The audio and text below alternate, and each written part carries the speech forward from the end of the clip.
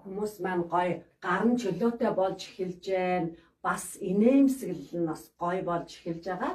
За тэгэхээр зэрэг инээмсэглэл дээр ер нь бол сэтгэл судлаачид эрдэмтэд юу гэж тогтоосон байна гэхээр 15 секунд чангаар инээх нь 100 метрт гүйж байгаатай адилхан одоо тийм үр дүнтэй байна гинэ. Тэгээд бета эндорфин гэдэг даавар ялгарч байна. За тэгэхээр бид нар өдөрт 3 удаа инээмсэглэхэд те гэхдээ чанга дуугаар 15 секунд инээмсэглэхэд тэр нь 3 удаа 100 метрт гүйсэн мэт тийм ээ. Тэгэж их хүнд одоо бета эндорфин гэдэг тэр дааврыг ялгаруулдгийг тогтоожээ. Тэгэхээр зэрэг бид нар яах вэ гэхээр одоо дуулж авах хугацаанд те одоо ямар ч үсэн хичээлж явах энэ хугацаанд яах вэ? Тэгэж